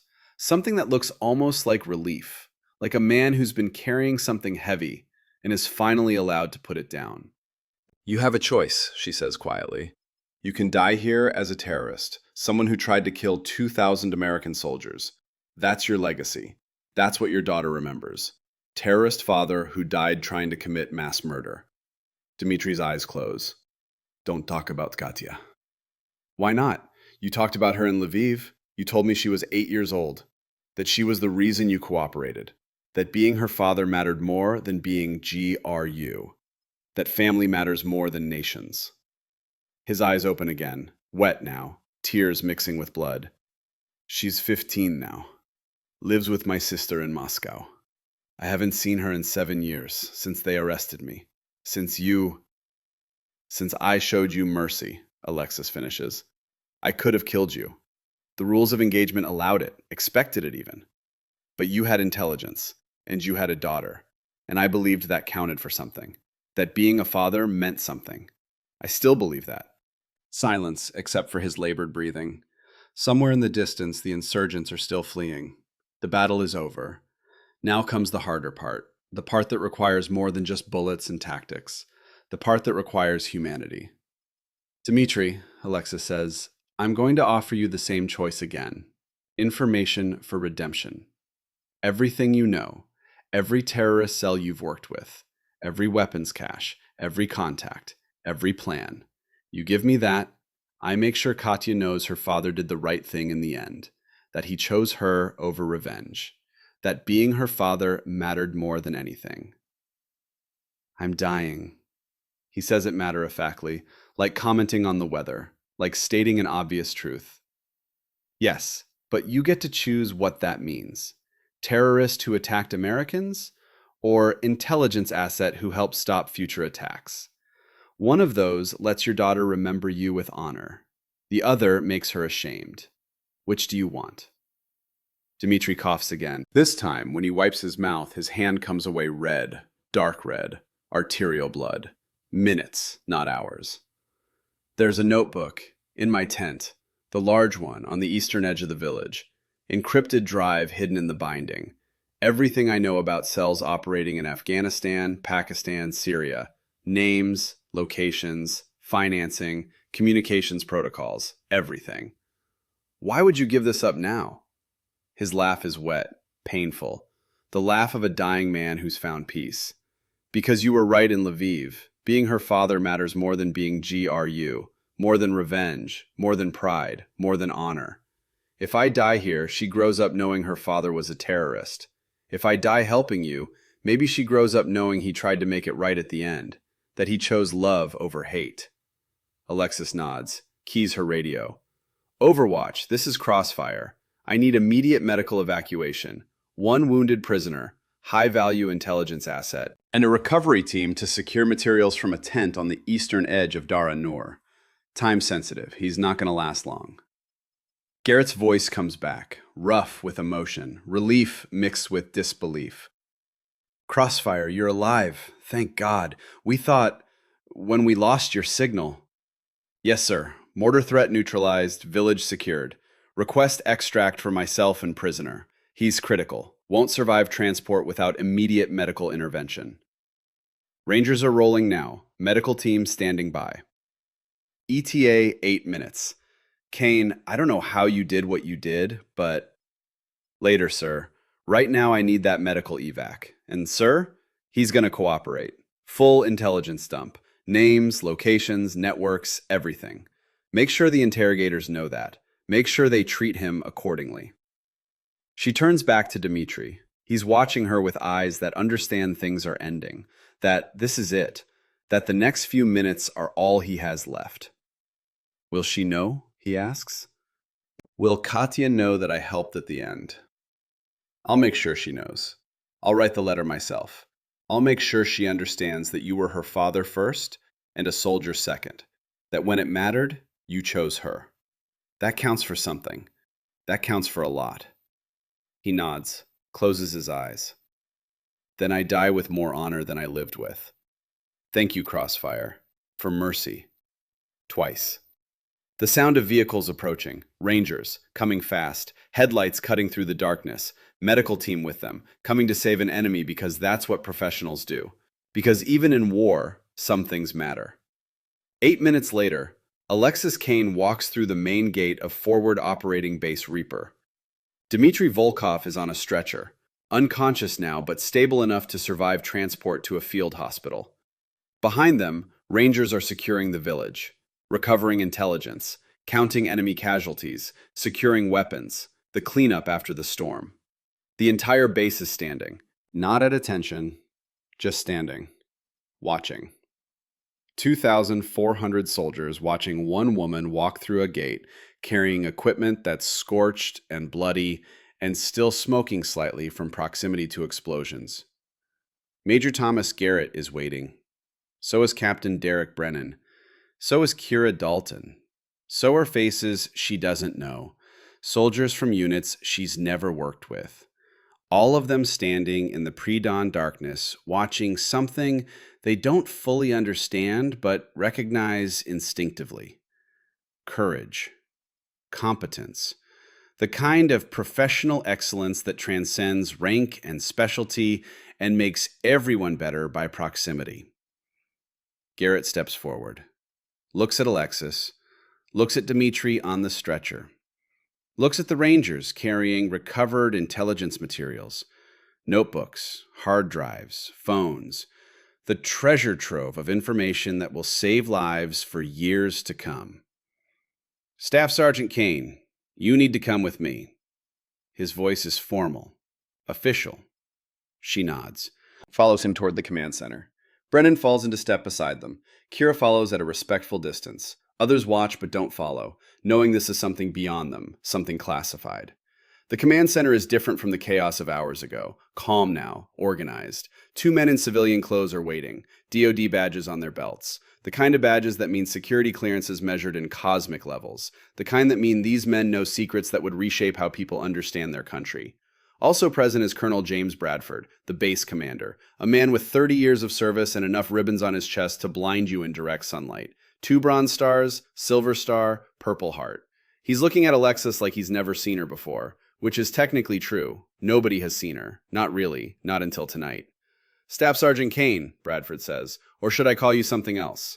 Alexis stands at attention. Kane is fine, sir. One of the DoD civilians slides a folder across the table. Thick, classified markings on every page. Secret, top secret, SCI, SAP, the alphabet soup of clearances that most people will never see. Your file, Captain Kane, the real one. The one that requires 3 levels of authorization just to read the table of contents. Captain. The word hangs in the air like smoke, like a secret revealed. Garrett looks at the folder, looks at Alexis. His face shows confusion, understanding, betrayal, respect, all mixed together. You're a captain? The DoD civilian answers, professional, clinical. Captain Kane was promoted before leaving JSOC in 2019. She requested an administrative reduction to staff sergeant as part of her cover for reassignment to conventional forces. We approved it because her psychological evaluation suggested she needed distance from special operations, time to process, time to be normal, time to remember what it's like to be just a soldier instead of a weapon. Brennan's voice is quiet, almost reverent. How long were you with JSOC? 3 years, sir. 2016 to 2019. Intelligence support activity. The activity, Bradford says slowly, like he's tasting the words, is our most classified intelligence unit. They support Tier 1 operations, Delta, DevGru, CIA special activities, the missions that never make the news because they never officially happen, the missions that keep America safe from threats most Americans will never know existed. The civilian opens the folder, starts reading. His voice is neutral, but the words are anything but. 47 operations, 0 failures. Provided intelligence for hostage rescues in Syria, asset recovery in Eastern Europe, high-value target elimination in Pakistan, counterterrorism operations in 14 countries. She's been read into programs that 3-star generals don't know exist. He looks up at Alexis. You were designated Crossfire, one of the youngest intelligence officers the activity ever recruited, and according to these after-action reviews, one of the most effective. Success rate, 100%. 0 operational failures, 0 compromises, 0 losses. Garrett sits down heavily. His chair creaks. This whole time, 8 months you've been on my FOB and you were, what, hiding? Pretending? Trying to be normal, sir, Alexis finishes quietly.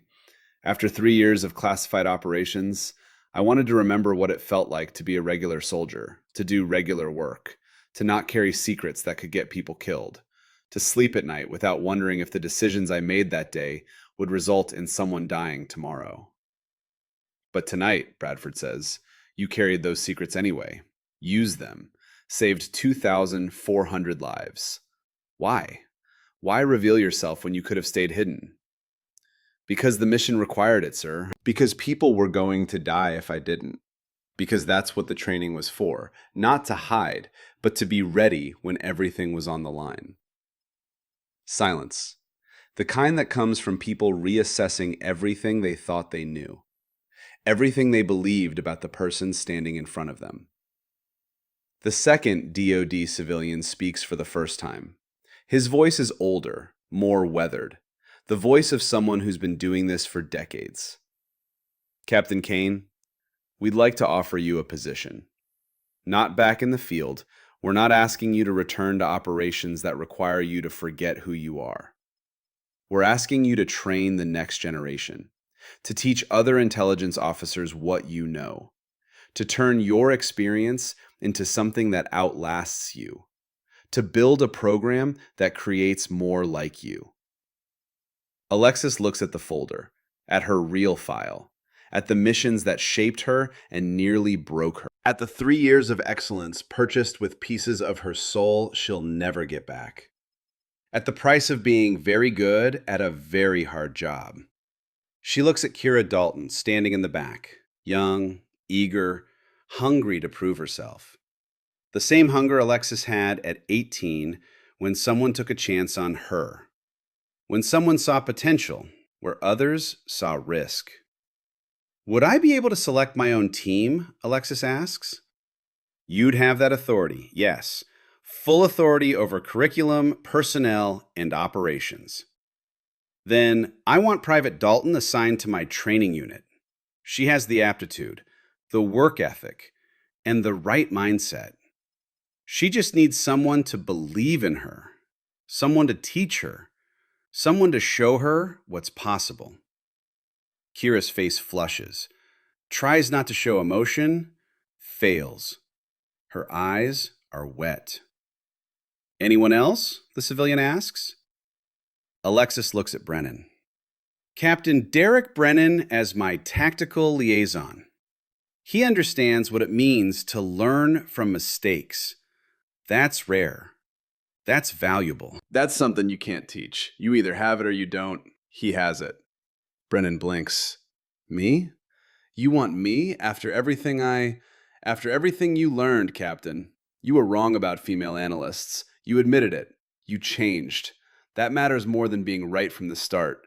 Growth matters more than perfection. The ability to change matters more than never making mistakes.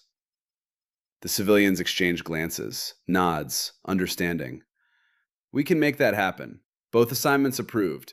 Captain Kane, do you accept? Yes, Alexis says. I accept. Bradford stands, extends his hand. Captain Kane, on behalf of this command and every soldier on this base, thank you. You saved us all. We won't forget it. The handshake is firm, professional, but his eyes carry something else. Respect. The kind you can't order, can only earn. The kind that comes from watching someone do the impossible and make it look inevitable. There will be a formal recognition ceremony, Bradford continues. Probably a medal, maybe several. But right now, you need rest. You need medical evaluation, and you need time to process what you did tonight. You've earned that. You've earned a lot more than that. Sir, if I may, Garrett interrupts, there's something else that needs to happen first. He gestures to the door, opens it. Outside in the growing dawn light, soldiers have formed up. Not in formation, just gathered, waiting, wanting to see her, wanting to be part of this moment. Alexis steps outside. The sun is breaking over the Hindu Kush, turning the mountains from black to purple to gold. The sky is the color of promise. The air smells like dust and diesel and hope. And 2,400 soldiers are standing, not because they were ordered to, because they want to, because they need to, because sometimes you need to see courage to remember what it looks like. Brennan is beside her. They're not saluting rank, Kane. They're saluting what you did, who you are, what you represent, the person who saved them when nobody else could. She walks across the compound, toward her tent, toward rest, toward whatever comes next. And as she walks, soldiers step aside, make a path, Some nod, some salute. Some just watch with faces that say they understand they witnessed something rare, something that will be told in stories for years. The night one woman saved an entire base. Kira catches up with her, walking beside. Not quite matching stride, but trying. Ma'am, I don't know what to say. Don't say anything, Private. Just remember it. Remember that competence matters more than credentials, that doing the hard thing is often the right thing, and that the quietest person in the room is sometimes the most dangerous. Sometimes the person everyone ignores is the person who saves everyone. Yes, ma'am. I'll remember. I promise. 3 days pass. Dmitry Volkov survives surgery. The intelligence he provided leads to the disruption of 6 terrorist cells and the recovery of 2 more stolen tactical weapons. Names lead to locations. Locations lead to operations. Operations lead to lives saved. The ripple effects will continue for years. His daughter Katya receives a letter. The 15-year-old reads it in Moscow, living with her aunt in a small apartment. The letter explains that her father made mistakes but tried to correct them at the end. That he thought of her. That being her father mattered more than anything else, more than nations, more than revenge, more than everything except love. Alexis Kane receives orders. Reassignment to Fort Bragg, North Carolina. Home. To the John F. Kennedy Special Warfare Center and School, where she'll teach the next generation of intelligence officers what it means to operate in shadows, to carry secrets, to make decisions that matter, to be weapons that think. On her last day at FOB Reaper, she walks across the compound one final time. Her gear is packed, her orders are cut. Captain's bars are on her collar now. No more hiding. No more pretending to be less than she is. No more furniture. No more background noise. Just Captain Alexis Kane. Operator, trainer, weapon. Major Garrett finds her near the helicopter landing zone. The sky is that perfect blue that only exists at high altitude. Kane, I need to say something. About my daughter. About Amy. Sir, you don't need to. Yes, I do. I spent 3 years thinking I failed her, that I should have protected her better, that her death was my fault. But watching you these past days, I realized something. Amy didn't die because I failed. She died serving with honor, doing what she chose to do, just like you chose. And that's not failure. That's legacy. That's meaning. That's everything. His voice breaks slightly. So thank you for reminding me that my daughter was a soldier, not a victim. A soldier. And that being a soldier means something, means everything. Alexis nods. She'd be proud of you, sir, for letting me do what needed doing, for trusting a woman to be what she claimed to be, for learning, for growing. That matters more than you know. I'll carry that. Thank you. Captain Brennan approaches, carrying something, a bottle, whiskey, expensive, 25-year-old scotch, single malt, the kind you save for special occasions, the kind that costs more than a week's pay. You promised me first round, he says, but you're leaving before I can buy it. So here, consider this 6 years of apologies in liquid form, 6 years of being wrong, 6 years of prejudice, all in one bottle. She takes it, reads the label, Highland Park, 1990 vintage. This is too much, Captain. It's not nearly enough, but it's a start. And Kane, when you're training the next generation, teach them what you taught me, that prejudice is expensive, that assumptions get people killed, and that competence has no gender. That ability matters more than everything except character. I will, sir, I promise. That's exactly what I'll teach them. The helicopter arrives, rotors beating the air, dust swirling, the sound that means transitions, endings becoming beginnings, the future arriving to replace the past. Kira Dalton is waiting by the bird. Her orders came through, reassignment to Fort Bragg, to Captain Kane's training unit. She's trying to look professional, trying to hide excitement, not entirely succeeding. Her smile keeps breaking through. Alexis boards the helicopter, straps in, looks out at forward operating base Reaper one last time. At the mountains, at the soldiers, at the place where she stopped hiding and started being herself again. At the place where furniture became a weapon, where invisible became undeniable. The helicopter lifts, The base shrinks. Afghanistan spreads out below in browns and grays, and the occasional green of life refusing to surrender to harshness. Beautiful in its brutality, terrible in its honesty. Kira leans over, has to shout above the rotors. Ma'am, what happens now?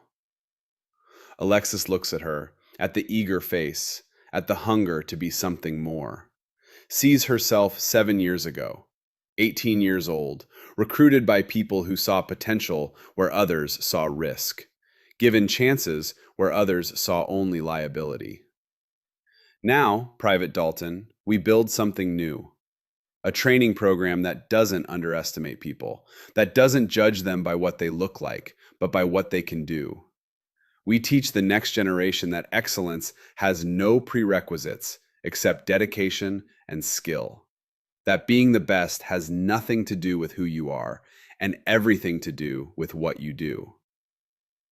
And if they don't believe us, if they think we're just support staff, if they dismiss us like Captain Brennan did, Alexis smiles. Not the cold smile from the battlefield, something warmer, more human, more hopeful. Then we do what I did. We wait, we watch, we prepare. And when the moment comes, when everything is on the line and they need someone who knows the code, who can make the impossible call, who can save lives that everyone else has written off. She pauses, looks out at the mountains falling away below, at the country that will continue its wars with or without her, at the world that keeps turning regardless of who's watching. We speak, and they listen. Because in the end, competence is the only language that matters. Results are the only arguments that win, and saving lives is the only mission that counts. The helicopter banks, turns south, toward Bagram, toward transport planes that will carry them back to America, back to North Carolina, back to Fort Bragg where the special operations community gathers and trains and prepares for wars, official and otherwise. Somewhere below, in a hospital bed, Dmitry Volkov is recovering, being debriefed, providing intelligence that will save lives he'll never meet. His daughter's letter is in a drawer beside his bed, read so many times the paper is soft, the words memorized, the meaning clear. Father first, soldier second. Love over hate. Always. Somewhere below, Captain Derek Brennan is looking at his personnel file. At 6 years of evaluation reports marked by subtle bias he never acknowledged until a woman half his age showed him what excellence actually looks like, what competence actually means, what respect is actually earned through. Somewhere below, Major Thomas Garrett is sitting at his desk, looking at a photo of Amy, talking to her the way fathers talk to daughters they'll never see again, telling her about a soldier named Alexis Kane, who reminded him that warriors come in all forms, and that honor transcends gender, and that his daughter's death meant something because she chose to serve. But up here, 35,000 feet and climbing, Alexis Kane is just a woman heading home, carrying secrets that will never be fully told, carrying scars that will never fully heal, carrying knowledge that will shape the next generation of America's silent professionals, the ones who operate in shadows, the ones who save the world and never ask for credit, the ones who know the code.